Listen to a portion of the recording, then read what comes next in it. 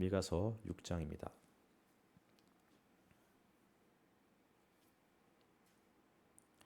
6장 6절부터 8절까지 한 목소리로 천천히 같이 읽어보도록 하겠습니다. 시작. 내가 주님 앞에 나아갈 때 높으신 하나님께 예배 드릴 때 무엇을 가지고 가야 합니까? 번제물로 바칠 1년 된 송아지를 가지고 가면 됩니까? 수천 마리의 양이나 수만의 강줄기를 채울 올리브 기름을 드리면 주님께서 기뻐하시겠습니까? 내 허물을 벗겨주시기를 빌면서 내 마다리라도 주님께 바쳐야 합니까? 내가 지은 죄를 용서하여 주시기를 빌면서 이 몸의 열매를 주님께 바쳐야 합니까? 너 사람아, 사람이 무엇이 착한 일인지를 주님께서 이미 말씀하셨다. 주님께서 너에게 요구하시는 것이 무엇인지도 이미 말씀하셨다. 오로지 공의를 실천하며 인자를 사랑하며 겸손히 내 하나님과 함께 행하는 것이 아니냐. 아멘.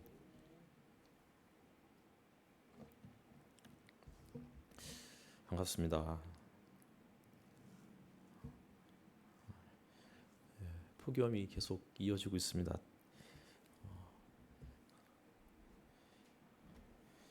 이 폭염 가운데도 여러분께서 또 건강하게 지내고 계시는 것 같아서 다행이고요.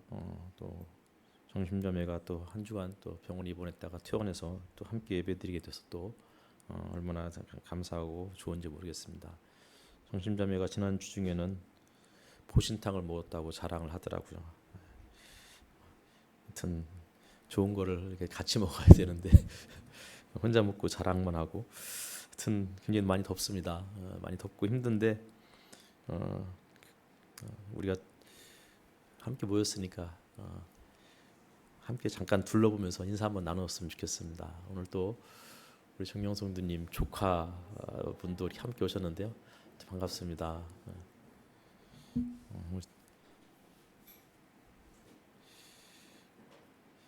지난 주간에는 오세준 목사님이 지난 설교 때도 이야기했지만 오세준, 신백철, 저 남자들 셋이서 각 집에 아이들을 데리고 이제 서산에 1박 2일로 다녀왔습니다. 숙소는 복층이었고 워낙 또 상태가 되게 좋아서 아이들이 숙소를 굉장히 마음에 들어했고요. 그리고 또 숙소 앞에 작은 풀장이 하나 있었어요. 뭐 이렇게 크기가 크진 않아서 조금 아쉽긴 했지만 아이들이 그냥 마음껏 1시간 정도 물놀이 하기에는 충분한 그런 공간이었던 것 같습니다. 어쨌든 간에 아이들이 밤늦게까지 놀고 먹고 수다 떨고 게임하고 이러다가 막 새벽 1시까지도 잠을 안 자고 하여튼 그렇게 시간들을 보냈고, 다음 날은 또 아침에 이제 일어나서 식사를 간단하게 한 다음에 서산에 있는 이제 벌천포인가요? 라는 그 해수욕장인데 막상 가서 보니까 좀 돌도 많고 또 돌에 막 그 굴껍데기가 잔뜩 붙어 있어서 아이들이 또 발 다칠 수 있는 상황이어가지고, 그리고 또 이제 막 물이 빠지기 시작했던 그런 시간이었어요. 그래서 제대로 놀 수 있을까 그랬는데 아이들이 한 1시간 정도 놀다가 이제 물도 좀 낮고 그리고 또 막 뻘이기 때문에 지저분하고 또 마음껏 뛰어놀 수 있는 그 모래사장이 아니어서 그랬는지 이제 1시간 정도 지나니까 슬슬 집에 가고 싶다고 이렇게 이야기하는 아이들이 생기기 시작했습니다. 또 워낙 또 날이 뜨거웠고요. 그래도 어쨌든 간에 그 벌천포에서 한 2-3시간 정도 이렇게 놀다가 그리고 이제 씻고서는 해미읍성에 가서 또 그곳을 쭉 둘러보았습니다. 해미읍성을 가봤더니 그곳이 이제 또 유명해진 이유는 그곳에서 이제 1800년대 요때쯤에 이제 그 병인 박해인가가 아마 일어났었고, 그래서 그때 이제 수많은 카톨릭 신자들을 처형했던 그런 공간이었기 때문에, 그리고 그곳에 이제 프란치스코 교황이 찾아왔기 때문에 굉장히 또 우리에게 또 유명해진 그런 곳이었습니다. 잘 해놨더라고요. 어쨌든 그리고서는 이제 휴게소에 들려서 저녁을 먹고 아이들은 더 놀고 싶다고 했지만 운전하고 이 계속 아이들을 계속 관리했던 아빠들은 너무 피곤해서 그냥 거기에서 헤어지는 것을 하고 공주 휴게소에서 헤어지고서 이제 집으로 돌아왔습니다. 어쨌든 이 뜨거운 여름은 바다보다는 계곡이 최고 좋겠구나라는 생각들을 해보았습니다. 오늘 본문은 미가서입니다. 미가서를 이제 뭐 아모스, 호세아, 지난주 이사야, 오늘은 미가서인데요. 계속 예언서들을 쭉 한 주에 한 권씩 살펴보게 되는데 미가서는 총 7장으로 된 뭐 짧은 예언서이죠. 미가는 호세아나 혹은 아모스와 마찬가지로 주전 8세기에 활동했던 예언자였습니다. 1장 1절을 보면은 미가를 모레셋 사람이라고 이렇게 소개하고 있습니다. 이 모레셋은 예루살렘에서부터 좀 이렇게 멀리 떨어져 있는 유다 남부에 있는 시골 마을이었습니다. 다시 말하면 미가는 예루살렘 중심부에서 일을 하는 그러한 사역자가 아니고 시골 마을에서 이름 없이 빛도 없이 마치 아모스처럼 이렇게 살아갔던 그러한 변방 출신의 농부 출신의 그런 예언자라고 이야기하고 있습니다. 그러니까 의도적인 거예요. 그러니까 예루살렘에 제사장들이 많이 있고 예언자들이 훨씬 더 많았을 텐데 왜 하나님은 예루살렘이 아니고 모레셋이라는 변방에 있는 시골에 있는 더군다나 정규 신학 과정을 거친 사람이 아닌 그냥 농사를 짓는 사람 그를 통해서 메시지를 전파하게 하셨을까? 미가가 활동했던 시절은 요담, 아하스, 히스기야 때였습니다. 그러니까 주전 750년에서 뭐 700년 사이. 그러니까 북이스라엘이 주전 722년에 아시리아에게 멸망을 했으니까 어쨌든 북이스라엘이 격동기에 활동했던 사람이었죠. 그러니까 북왕국은 여로보암 2세 말기, 남유다는 요담, 아하스, 히스기야. 우리가 또 이제 잘 알듯이 히스기야는 경제적으로 가장 번영했고 종교 개혁을 단행했던 굉장히 유명한 왕이었죠. 그런데 이런 상황에서 아시리아라는 이 제국이 계속해서 남하 정책을 펼치면서 정치적인 압박을 느끼게 되었고 경제적으로는 번영했는지 모르겠지만 경제적 불평등이 극심해졌고 그리고 또 종교의 타락이 극심했던 이런 상황에 그런 시절에 미가가 활동을 했었습니다. 말씀드렸듯이 북왕국은 주전 722년에 사르곤 2세에 의해서 아시리아의 사르곤 2세에 의해서 멸망을 했습니다. 남유다는 아시리아의 압박을 받으면서 그때부터 이제 북이스라엘이 멸망을 했으니까 남유다는 이제 위태로운 외교 정책을 계속 펼쳐가게 되죠. 그래서 이제 조공을 바치겠다고 그렇게 이야기했고 이러면서 남유다는 정치적인 독립을 이제 스스로가 포기하는 상황에 이르게 되었습니다. 그러다가 히스기야가 이제 종교 개혁을 하고 성전을 정화하고 그리고 유월절을 새로 지키겠다고 하고 그러면서 갑자기 용감해졌는지 아시리아에게 바치던 조공을 중단하겠다고 선언을 하게 됩니다. 그러자 이제 아시리아의 사네립이 군대를 이끌고 쳐들어와서는 히스기야를 압박을 했고 그러다가 이제 하나님께서 개입하셔서 극적으로 다시 또 그 위기를 모면했지만 결국은 이 아시리아의 끊임없는 그런 압박에 의해서 시달리다가 그러다가 아시리아가 이제 남유가 그 바벨론에게 멸망하고 바벨론에 의해서 결국 남유다가 멸망하게 되죠.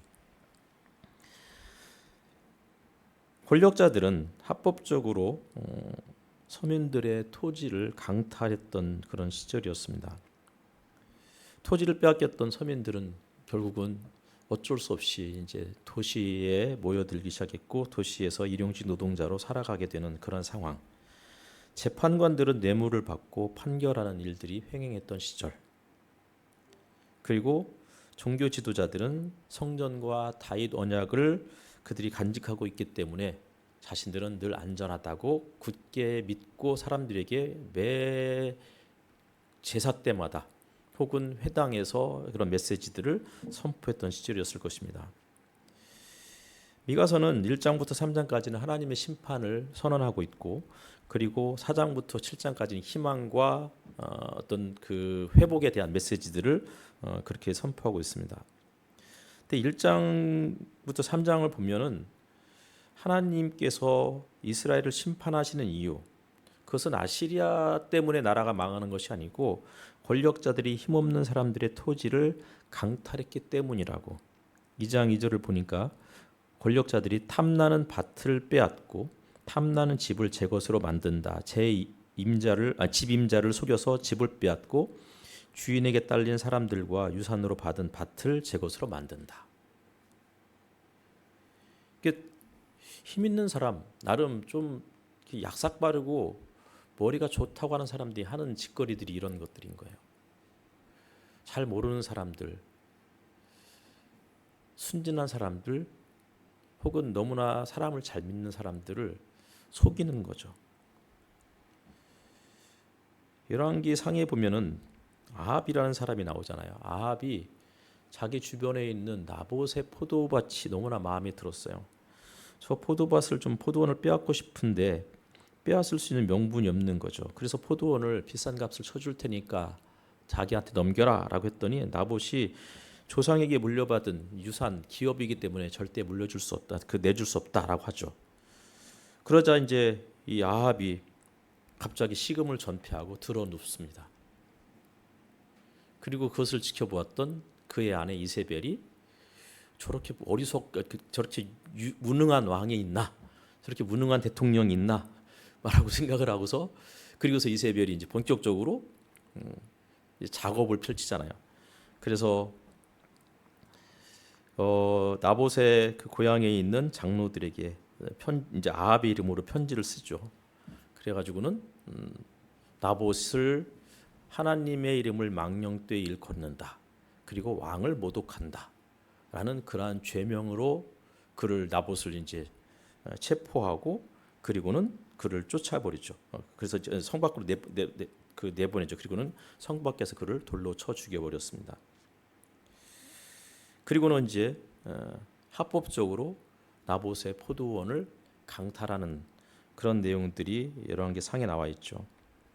그러니까 똑똑한 사람들은 그냥 힘으로 빼앗는 게 아닌 것 같아요. 명분을 만들어가는 거죠. 그래서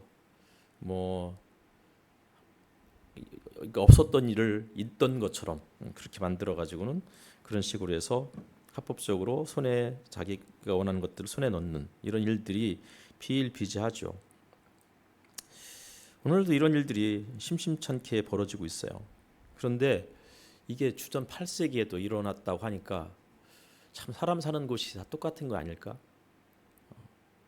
어디든 어느 시대든 동서고금을 막론하고 사람들은 약삭 빠른 사람들, 똑똑한 사람들, 힘 있는 사람들은 좀 어리숙하고 순진하고 사람을 믿는 사람들을 그렇게 이용해 먹고 살아가는 것이 우리가 살아가는 세계가 아닌가라는 생각들을 해보게 됩니다. 미가가 활동했던 구체적인 기간이 1장 1절에 나와 있습니다. 말씀드렸듯이 요담, 아하스, 히스기야. 그러니까 이런 때 하나님께서 예언자를 부르시는 거예요. 그러니까 예언이라는 것은 그냥 시대적인 맥락과 상관없이 우리에게 툭 던져지는 게 아니라는 거예요. 그러니까 예언서를 읽다 보면 항상 전반부에 어떻게 처음에 어느 누구누구의 왕 때 하나님께서 누구에게 말씀을 전하게 하셨다. 누구누구에게만 말씀이다 이렇게 이야기하죠. 그러니까 다시 말하면 예언이라는 것은 역사적인 정황과 긴밀하게 연결되어 있는 거예요. 그러니까 시대적 맥락과 상관없이 그냥 은혜로운 말씀, 시대적 맥락과 상관없는 노래 이런 것들이 아니라는 거예요. 요담은 아버지 우시야가 나병으로 그렇게 이제 그 궁중에서 격리가 되자 결국은 그 우시야의 뒤를 이어서 왕이 되죠. 어쨌든 우시야 때 그리고 요담 때는 외적으로는 굉장히 안정적인 시절이었습니다. 하지만 말씀드렸듯이 아시리아의 압박이 본격화되기 시작하기 직전의 상황이었는데 우시야 때 경제적인 번영이 이어졌고 도시가 확장되고 무역은 활발했습니다. 근데 그런 상황에서 지주들이 토지를 합법적으로 자신들에게 이제 것으로 소유권을 이전하는 거죠. 그러니까 토지를 독점하는 일들이 벌어졌고 그러자 이제 땅을 빼앗긴 농민들이 경제적으로 너무 힘들어서 결국은 고향을 등지는 상황들이 벌어졌습니다. 불공정한 재판이 이어지고 가난한 자들의 고통이 쌓여만 가는 이런 상황이었고, 예루살렘 성전에서는 종교 제사는 계속 이어졌지만 형식적인 경건만이 이어지고 실질적으로는 우상 숭배가 공존했던 그런 상황이었습니다. 그러니까 성전에서 매일 매 순간마다 하나님께 제물을 바쳤고 예배를 드렸지만, 그러나 하나님은 그것은 하나님께서 원하시는 예배가 아니다라고 이야기하고 있는 내용이 우리가 조금 전에 읽었던 6장의 내용이었던 것이죠. 그러니까 성전이 있으니까 괜찮다. 우리는 성경을 가지고 있으니까 괜찮다. 우리는 십자가가 있으니까 괜찮다. 이렇게 생각하는 거예요. 그런데 이런 것들이 우리를 지켜줄 수 없다. 그런 것들을 의지하는 것은 주술적 신앙이다. 라고 생각하는 거죠. 그렇게 비판하고 있는 거죠. 3장 11절을 가면 이 도성의 지도자들은 뇌물을 받고서야 다스리며 제사장들은 삭슬을 받고서야 율법을 가르치며 예언자들은 돈을 받고서야 계시를 밝힌다. 그러면서도 이런 자들이 하나같이 주님께서 자기들과 함께 계신다고 큰 소리를 친다. 주님께서 우리와 함께 계시니 우리에게 재앙이 닥치지 않는다고 말한다. 요담 이후의 아하스 때는 북이스라엘과 아람, 그러니까 시리아죠. 이 두 나라가 동맹을 맺어서 남유다를 공격했습니다. 그러자 아하스가 이에 맞서서 아시리아의 이제 디글라필레셀 3세에게 도움을 요청을 해요. 그러면서 이제 유다가 정치적 독립을 포기하게 되고, 그리고는 조공을 바치게 되죠. 아하스 때는 이방 제단을 예루살렘 성전 안에 설치를 했고, 몰렉에게 자녀를 불로 바치는 인신 제사까지 드렸다라고 알려져 있습니다. 전쟁과 조공으로 인해서 경제적으로는 굉장히 더 궁핍해졌고, 부유층들은 그런 상황에서도 백성들에게 지대를 더 높여서 결국은 농민들은 훨씬 더 힘들어지고 부자들은 더 부자가 되는 이런 상황이 되었습니다. 사법의 부패는 더욱 극심해졌습니다. 미가는 가난한 자들의 땅을 강탈하는 지주들, 뇌물로 움직이는 재판관들, 그리고 돈을 받고 예언하는 예언자들을 고발하고 있는 것입니다. 그리고 히스기야, 아버지 아하스의 우상 숭배를 뒤엎고 성전을 정화했고 종교 개혁을 단행했습니다. 그리고는 말씀드렸듯이 아시리아에게 바치는 조공을 중단했다가 그러다가 사네립의 공격을 받았던 그런 상황이었습니다. 결국 히스기야의 종교 개혁에도 불구하고 이스라엘 남유다는 예루살렘 성전과 혹은 다윗 언약 혹은 토라가 자신들을 지켜줄 것이다라는, 다시 말하는 성전과 토라 혹은 다윗 언약에 지나치게 의존한 결과 그것이 그들을 스스로를 망치게 만들었다라고 하면서 미가는 예루살렘도 하나님께서 갈아엎는 밭이 되고 말 것이다라고 선언하고 있습니다. 1절을 보면 1장 1절인데 미가에게 보여주시면서 하신 말씀이라고 더 있어요.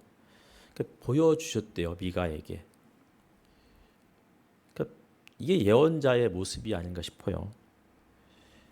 예언자는 남들이 보지 못하는 것을, 남들이 듣지 못하는 것을 듣고 보는 사람이에요. 남들이 일부러 눈을 감고 보지 않으려는 것들을 눈을 부릅뜨고 쳐다보는 사람.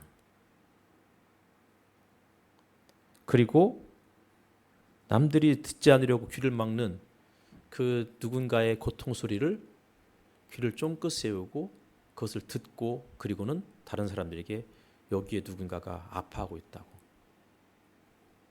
어떤 사람이 너무 힘들어하고 있다고 메가폰을 들고 외치는 사람, 그가 예언자라고 이야기하고 있는 것이죠. 어제부터 이제 그 토요 아침 기도회에서는 이제 시편 1편부터 다시 시작을 했어요. 시편 1편 말씀을 이제 함께 나누다가 복 있는 사람은 악인의 꾀를 쫓지 아니하고 죄인의 길에서 들어서지 아니하고 오만한 자의 자리에 앉지 아니하고 오직 여호와의 율법을 즐거워하며 주야로 묵상하는 사람이다 이렇게 되어 있어요. 근데 이 묵상한다 이 말이 읍졸이다라는 뜻이었는데 그냥 어제 이 말씀을 준비하면서 읍졸이다라는 말이 그냥 중얼중얼 거린다 단순히 그 정도의 뜻이 아닐 수도 있겠다라는 생각을 하게 되었어요. 다시 말하면 복 있는 사람은 이 땅에서 살아가는 사람들 중에서 말을 하고 싶어도 말을 못해요. 그냥 너무 힘든데 힘들다고도 표현을 못하고 아무리 표현해도 그 누구도 들어주지 않는 그런 상황에서 복 있는 사람은 하나님께서 원하시는 삶은 하나님께서 원하시는 세상은 이러한 것입니다 라면서 계속 누군가에게 중얼중얼 거리는 사람. 토라에는 이렇게 되어 있습니다. 가난한 사람들을 멸시하지 말아라. 하나님은 고아의 아버지이시다. 하나님은 과부의 편이시다. 이것을 계속 중얼중얼 거리면서 권력자들 앞에서 이렇게 말을 할 줄 아는 사람. 그것이 복 있는 사람이고 그런 사람이 예언자구나라는 생각들을 하면서 말씀을 함께 나눴었던 적이 있었습니다. 1장 2절을 보니까 문민조가 너희는 모두 들어라 되어 있어요. 미가서를 보면 들어라라는 말이 총 3번이 반복이 돼요. 1장과 3장과 6장. 그런데 들어라 혹은 그러니까 우리가 잘 알고 있듯이 신명기 6장에 있는 말씀처럼 쉐마잖아요. 쉐마. 들으라 이스라엘. 근데 신명기에서는 들으래요. 뭘 들으래요? 하나님께서 우리가 하나님을 사랑해야 되고 그리고 이웃을 사랑해야 된다는 그게 신명기 전체 메시지였잖아요. 이걸 좀 들으라는 거예요. 토라의 핵심은 그거다라고 들으라는 거예요. 근데 백성들이 듣지 않고 그래서 결국은 망했어요. 망하자 이제는 미가가 들으라고 이야기하는데 3번을 반복하는데 뭐를 들으라고 하느냐면 너희들은 죄악 때문에 멸망한다. 이걸 들으라는 거예요. 하나님께서 낱낱이 그들의 죄를 밝히시겠다고. 근데 그 하나님이 어디에 계시는 분이냐고 또 이야기를 하느냐면 하늘 성전에 계시는 분이래요. 재미있잖아요. 예루살렘 성전을 향해서 지금 이야기하는데 이 하나님이 예루살렘 성전에 계시는 줄 알았는데 예루살렘 성전이 아니고 하늘 성전에 계신대요. 예루살렘이 혹은 교회가 하나님의 전인 줄 알았는데 하나님이 성전에 계시지 않고 하나님이 이곳에 계시지 않고 하늘에 계시면서 그분이 하늘 성전에서 말씀하신다는 거예요. 이게 마치 베들레헴 에브라다.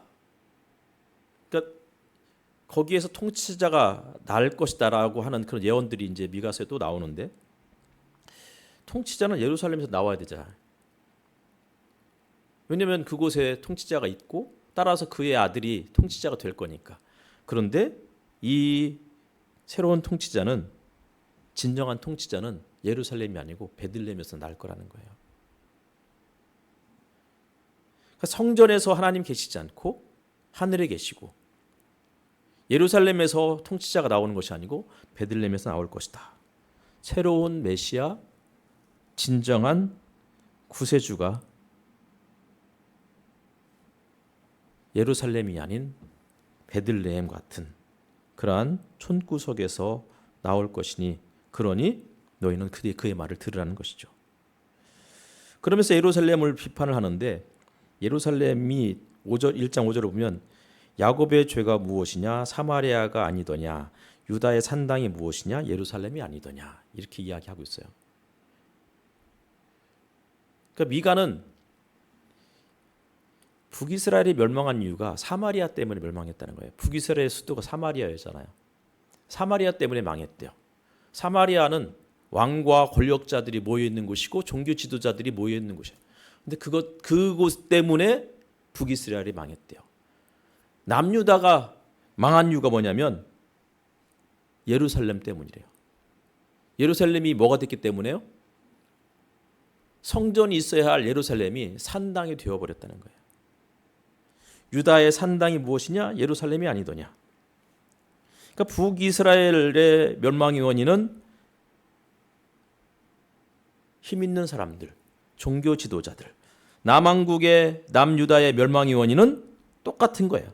결국은 종교, 정치, 경제, 행정의 중심지였던 예루살렘 때문에 예루살렘이 성전의 기능을 제대로 발휘하지 못하고 산당이 되어버렸다는 거잖아요.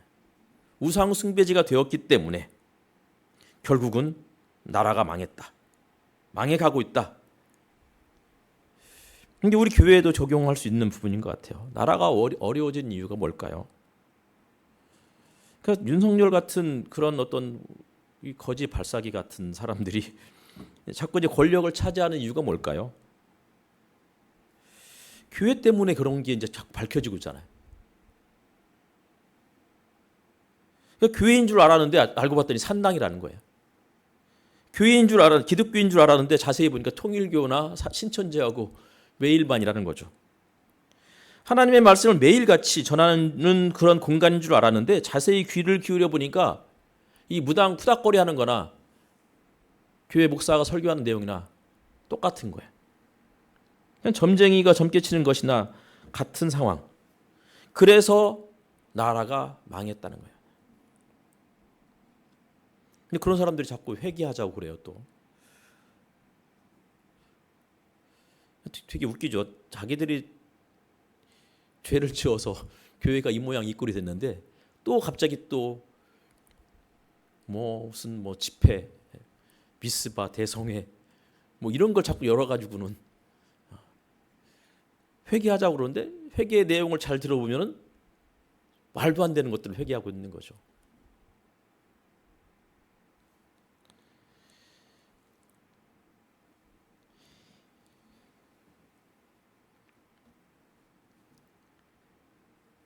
한국 사회도 그런 것 같아요. 2장에 보면 아까 제가 읽었던 탐나는 밭을 빼앗고 탐나는 집을 제 것으로 만들고 집 임자를 속여서 집을 빼앗고 이런 일들이 지금 한국 사회에도 계속 벌어지고 있잖아요. 가장 대표적인 경우 전세 사기. 그냥 등기부상에는 아무런 문제가 없어서 계약을 했는데 부동산에서도 괜찮다고 해서 계약을 했는데 법적으로 서류도 갖췄다고 해서 그래서 진짜 힘들게 대출 받아가지고 계약을 했는데 갑자기 집이 경매로 넘어가게 되고 보증금 날아가게 되고 그래서 더 이상 감당할 수 없어서 스스로 목숨을 끊는 젊은 사람들. 이거를 다 법적으로 이 사람들이 했는데 억울한 사람들이 너무 많은 거죠. 법이 이들을 보호해 주지 못했던 거예요. 코인 사기. 코인을 사면 10배, 100배. 그래서 막 사람들이 너도 나도 그냥 코인을 사들였어요. 그랬는데 이게 보니까 거대한 작전이었던 거고 그래서 그것 때문에 피해를 본 사람들이 너무나 많은 거죠. 대기업은 중소기업의 기술을 빼앗고 결국은 중소기업이 아무리 억울하다고 하면서 소송을 걸어도 대형 로펌은 대기업 편이고 이런 일들을 우리가 늘 심심치 않게 지켜보고 있어요. 근데 이게 사회에만 벌어지는 일인 줄 알았는데 교회도 마찬가지더라고요. 대형 교회가 작은 교회를 죽이는 일들이 끊임없이 벌어지고 있죠. 자신들은 그냥 의도한 게 아니다라고 하지만 어쨌든 간에 대형 교회가 최신 지식의 건물을 세우고 최신 장비로 방송을 하고 그리고는 곳곳에 또 유성교회를 세우고 근데 저도 대형 교회에 가서 보니까 저도 대형 교회 다니고 싶더라고요. 그러면서 작은 교회들이 그렇게 하나씩 또 망해가고 있어요. 그래서 2장 6절을 보니까 이렇게 이야기하죠. 그들의 예언자들이 말한다. 너희는 우리에게 예언하지 말아라. 이 모든 재앙을 두고 예언하지 말아라. 하나님이 우리를 망신시키실 리가 없다. 야곱 족수가 너희가 어찌하여 주님의 영도 분노하시느냐, 주님께서 정말 그런 일을 하시느냐 하고 말하느냐. 이런 얘기 많이 들어보지 않았어요? 제발 좀 그런 예언하지 말으래. 그런 얘기 너무 부담스럽대. 그런 설교 좀 그만했으면 좋겠다. 저도 사실 그만하고 싶어요. 이런 설교 안 하고 싶은데 이상하게 본문을 보면 계속 이런 내용만 눈에 보이네. 그러니까 저는 미가서는 이런 구절이 없고 그냥 오로지 하나님은 그냥 인자를 사랑하며, 이런 한 구절만 있었으면 좋겠는데 이 구절을 이해하려면 앞에 부분을 다 봐야 되는데 이게 자세히 들여다보니까 다 그런 내용인 거예요. 그래서 미가서를 설교하고 싶지 않아가지고 호세아를 보니까 호세아는 정말 어떤 순해 보인 줄 알았거든요. 호세아를 또 쫙 보니까 호세아 역시도 그런 내용이었잖아요. 뭐 아모스는 그렇다 치고 이사야를 봐도 그렇고 어느 본문을 봐도 다 그런 내용인 거야. 제가 삐딱해서일까요? 강해 설교를 한다는 사람들이 제발 좀 성경 속에서만 이야기라, 성경 이야기만 해라 라고 해요. 그런데 성경만 들여다보는데 그런 것만 보여. 제 눈이 잘못된 게 아니고 대다수의 설교자들이 이런 본문들을 다 눈 감고 있는 것은 아닐까요? 그러니까 주님의 영도 분노하시느냐, 성령이 너처럼 욱하느냐. 미가서를 보니까 성령께서 분노하신대요. 11절을 보면은 거짓말쟁이나 사기꾼이 와서 너희에게 포도주와 독한 술이 철철 넘칠 것이다 하고 예언하면 그 사람이야말로 이 백성의 예언자가 될 것이다. 무슨 얘기죠? 그러니까 거짓말쟁이나 사기꾼들이 와가지고는 포도주와 독한 술에 관련된 예언만 하래. 그러면 그런 사람들이 진짜 예언자래. 포도주와 독한 술, 뭐 그런 내용 아닐까요? 그러니까 포도주나 술을 마시면 기분이 좋아지잖아요. 여러분들은 술 안 마셔서 잘 모르시겠지만 어쨌든 술 마시면 기분이 좋아져요. 그리고 잠시 시름을 잊기도 해요. 그리고 또 이런 거를 마시다 보면 분위기도 좋아져. 그리고 또 어떤 사람은 갑자기 막 울기도 하고 막 그래요. 그리고 마음에 딱 그 가지고 있었던 그런 그 장벽들이 이렇게 허물어지면서 서로의 진실한 이야기도 나눌 수 있게 되죠. 그런데 포도주와 독주에 대해서 예언한다는 것은 마치 사람들 마음을 달래주고 평안과 위로만을 전하는 달콤한 설교, 이런 거를 가리키는 것 같아요. 말은 참 번드르르하고 좋아요. 그런데 그들의 설교를 듣다 보면 너무 추상적인 거예요. 그냥 다 하나님이 모든 것이 은혜다. 우리는 언젠가 잘 될 거야. 막 이런 설교만 하면 저도 좋겠는데 맨날 똑같은 얘기를 동어반복하는 것 같은 거죠. 들으면 기분 좋고 재밌고 눈물도 나요. 그런 설교를 대다수의 사람들이 좋아하죠. 웃다가 울다가. 지난주 중에는 아이들을 데리고 좀비딸이라는 영화를 보러 왔어요. 조정석이 나온다고 해서. 우리 아이들이 조정석 걸 되게 좋아해가지고 보러 갔는데 처음에는 무섭더라고요. 아이들이 무서워했어요. 그랬다가 좀 있다가 지나니까 막 한참 막 웃더라고요, 아이들이. 좀 있다가 애들이 막 거의 오열을 했어요. 펑펑 울었어요. 우리 애들만 우는 게 아니고 주변 제 뒤에 있는 아이는 막 진짜 엉엉 울더라고, 엉엉. 그런 걸 좋아해요. 다니엘 기도 이런 거 사람들이 너무 좋아해. 미스바 대각성회, 뭐 24시간 기도회, 무슨 뭐 24시간 찬양. 근데 미가는 이런 것들이 거짓일 가능성이 농후하다라고 폭로하고 있는 거예요. 하나님의 진실은 불편하고 회개를 요구하고 현실의 어두운 면을 드러내는 건데, 그런데 우리나라의 유명한 목사들은 웃음과 울음으로 현실을 망각하게 만드는 거죠. 아브라함 헤슈엘이 이야기했던 것처럼 예언자들은 하나님의 분노와 슬픔을 대언했지만 사람들은 그들의 외침이 불쾌했다고 하면서 귀를 막아버렸다 라고 이야기하고 있죠.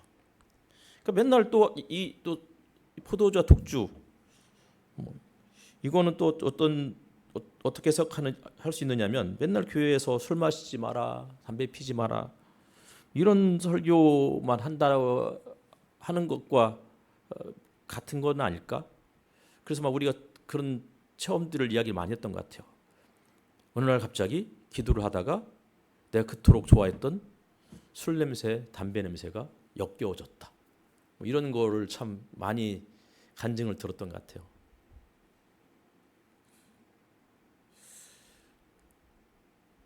근데 저는 뭐 지금도 담배 냄새를 별로 좋아하진 않는데 그렇다고 제가 뭐 술 한 잔을 마시는 거를 그렇다고 알코올 냄새를 역겨워하지도 않는 것 같아요.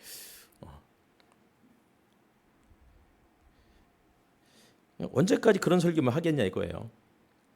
언제까지 술 마시지 마라, 담배 피지 마라 그런 게 아니고 기도했더니 갑자기 하나님의 분노와 하나님의 격정, 하나님의 슬픔이 느껴져서 내 주변에 내가 그동안 외면했던 사람들의 고통 소리가 들리기 시작하고 그래서 그런 사람들의 친구가 되어주고 싶었다고 그래서 그들을 찾아가게 되었다고 이런 간증들이 있어야 되는데 그런 간증들이 없는 거예요. 술 끊었다는 이야기만 하고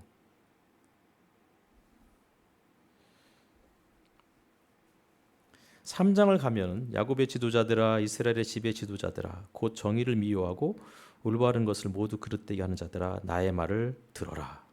또 들으래요.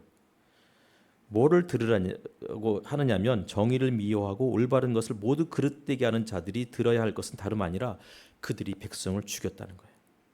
그리고 백성들을 죽인 다음에 그 위에 시온을 세우고 그 죄악으로 그 터를 닦은 다음에 예루살렘을 세웠대. 이게 3장 10절에 있는 말씀이에요. 그러니까 예루살렘 성전이 혹은 교회가 세워진 토대를 보니까 가난한 백성들을 등쳐먹어서 억압하고 사기쳐서 그래서 교회를 세웠다는 거예요. 그리고는 교회가 번득 크게 제대로 세워지고 나니까 교회를 세웠던 정말 헌신했던 사람들은 헌신짝처럼 내던지는 이런 모습들이 우리 주변에서 정말 많이 볼 수 있는 흔치 않게 볼 수 있는 그러니까 흔하게 볼 수 있는 그런 부분인 거죠. 지도자는 뇌물을 받고 다스리고 제사장들은 삭슬 받고 율법을 가르치고 예언자들은 돈을 받고 계시를 밝히는 현실. 그러면서 3장 8절을 보니까 주님께서 주님의 영과 능력을 채워주시고 정의감과 함께 야곱에게 그의 죄를 꾸짖고 이스라엘에게 그의 범죄를 꾸짖을 용기를 주셨다. 주님의 영과 능력을 채워주셨대요. 무슨 얘기예요? 성령 충만이잖아요. 우리는 성령 충만하면 무슨 현상이 나타나요? 갑자기 손이 떨려요. 그래가지고 누구에게라도 막 손을 얹고 싶은 욕망이 생겨. 저 역시도 뭐 아마 저희 세대는 많은 분들이 기도원 정말 열심히 다니고 부흥회 열심히 다녀서 밤낮 기도하고 했던 그런 때가 있었어요. 그래서 정말 매주마다 금요일마다 철야 기도하러 기도원 올라갔다가 새벽에 내려오고 그럴 때마다 내 손에 뭔가 능력이 딱 생긴 것 같아. 그래서 그냥 손을 얹고 싶은 거죠. 그래서 제가 한번 예전에 성심당 앞에서 그 국어라는 다리 없는 그분 이야기 했었잖아요. 그분이 국어를 하는데 용기가 생겨가지고 어쨌든 간에 내 밤새 기도하고 내려온 손이니까 나무를 밤새 흔들면서 기도했던 손이니까 그래가지고 그 사람을 머리에다 탁 손을 얹고 나사렛 예수 이름으로 명하노니 일어나 걸어라. 근데 이 사람이 안 걸었다고 했었잖아요. 이 사람이 눈만 꿈뻑꿈뻑거리면서 돈 줘라, 돈 달라고. 근데 다음 날 그 저녁 같은 한 며칠 뒤에 저녁에 거기를 성심당 그천을 배회하는데 제가 기도했던 그 사람이 걸어 다니더라. 제가 말씀 한번 드렸었죠. 그리고 그 다음날 갔더니 다시 또 이 사람이 또 기어다니면서 또 구걸을 하고 있더라. 성령 충만하면 손에 능력이 생겨서 아픈 사람을 건강하게 만들어주고 귀신을 내어쫓고 손만 대면 방언이 터지고 이런 게 성령 충만인 줄 알았는데 성경 어디를 봐도 그런 내용보다는 성령 충만하면 주님의 영과 능력이 채워지면 정의감과 함께 야곱의 죄, 이스라엘의 죄를 꾸짖을 용기가 생긴다는 거예요.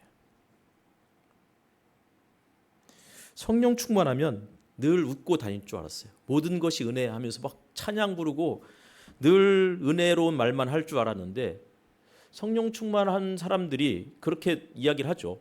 그런데 그러다가 이 사람들이 시위하는 현장에 가면, 노동자들이 파업하는 그곳을 지나가면, 혹은 장애인들이 지하철 그 차별을 반대하면서 지하철역에서 막 그렇게 시위하면 대놓고 욕을 하는 거죠. 인상 쓰면서. 성령 충만하면 그런 게 아니고요. 정의감이 넘쳐서 죄를 꾸짖을 용기를 갖는 거라고요. 그러면 잘못된 것을 바로잡으면 이 땅에 있는 악한 영들이 쫓겨나는 거예요. 이게 이제 유대한 신학자 월터 윙크가 했던 이야기죠. 악한 영은 초자연적 존재가 아니라 국가 권력, 경제 체제, 기업과 군대, 정치 제도와 법, 교회, 학교, 가정이라는 이런 제도 안에 보이지 않게 침투에 들어있는, 스며들어 있는 영적 파워다, 이렇게 이야기를 했어요. 정리를 해야 되겠네요. 시간이 많이 지났습니다. 그래서 미가가 이야기하고 있는 거라고요. 하나님께서 원하시는 일이 뭐냐면 6장으로 넘어가면 하나님이 원하시는 일은 오로지 공의를 실천하며 인자를 사랑하며, 인자를 사랑한다고 그러니까 또 이게 오해하시는 분이 있어요. 여기 인자를 하나님의 아들, 사람의 아들, 여기서 그게 아니에요. 인자라는 것은 인애, 헤세드 뭐 이런 뜻이에요. 그러니까 공의를 실천하고 하나님의 마음으로 다른 사람들을 사랑하고 겸손히, 이 겸손이란 말은 가난하게 하나님과 함께 행하는 것이다라고 이야기해 주고 있는 거라고요.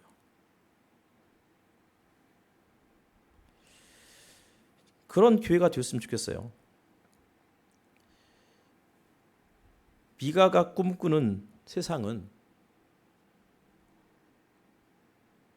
하나님의 마음으로 성령 충만해서 이 땅에서 연약한 사람들, 억울하게 고통당하는 사람들, 전세 사기 피해자들, 코인 사기 피해자들, 기타 등등, 이태원 참사의 희생자들, 오송 참사 희생자들, 최상병, 이런 사람들을 안타까워하면서 그들을 위해서 메시지를 전하는, 그리고 힘이 아니고 사랑으로, 무기가 아니고 칼을 쳐서 보습을 만들고 창을 쳐서 낫을 만드는 평화로운 세상을 우리가 함께 꿈꿔야 한다고. 진정한 평화는, 진정한 정의는